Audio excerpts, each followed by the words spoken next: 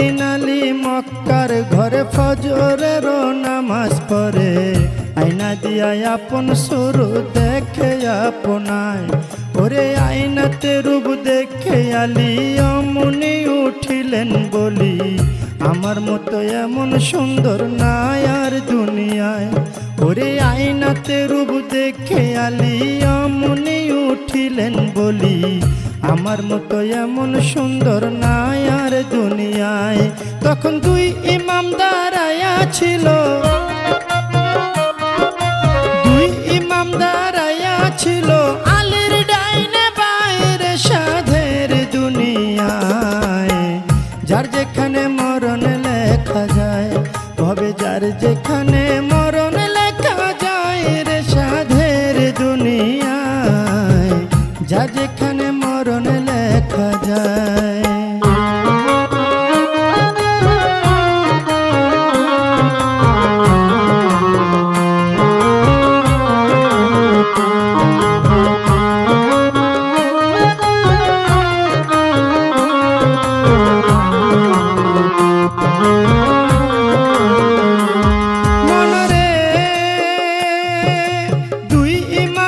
পিতার ধারে শুনে নাব্বা কই আপনারে, আপনার চেয়ে বেশি সুন্দর আছে আমার মার। মায়ের বাতুনি এক সুরত আছে, যে দেখছে সে পাগল হইছে।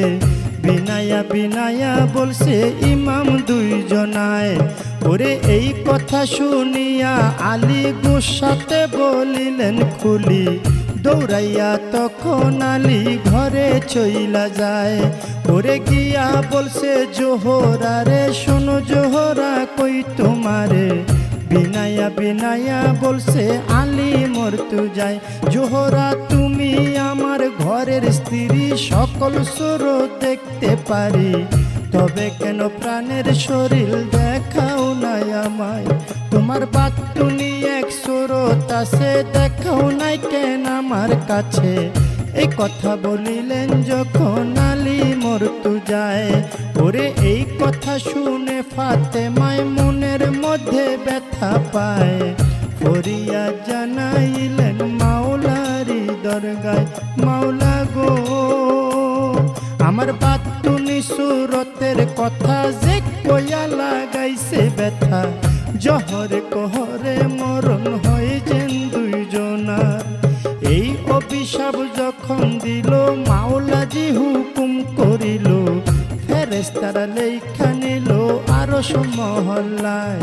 মায়ে বাতিনি রূপ বাহির করে, কায়াঙ্গুলে মিশ্রণ করে, সেই রূপ ধরল গিয়া আলীর সামনায়। ওরে কায়াঙ্গুলের রূপ দেখিয়া আলী গেল বেহুশ হইয়া, তেল পানি দিয়া ফাতেমায় হুশ ফিরায়। ওরে হুশ ফিরিয়া আলী ঘরের বাইরে গেল চলি, নিরালা জাগাতে বসলো আলী মরতু যায়। এবার নিরালা জাগাতে গিয়া দুই ইমামকে ডাকাইয়া, বিনায়া বিনায়া বলছে আলী মরতু যায়। ইমাম ঠিক কইরা কও আমার ধারে, বলো তোমরা আমার কাছে, কেমন কইরা তোমার মায়ের পুরা রূপটা দেখা যায়। তখন দুই ইমাম কয় পিতার ধারে, শোনে নাব্বা কই আপনারে, রাত্র বেশি হইলে আসে গো নানায়। ওরে রাত্র যখন বেশি হয় নবী আইসা ডাক দেয়, মা ফাতেমা দরজা খুইলা বাইরে চইলা যায়। মায়ের পিছে পিছে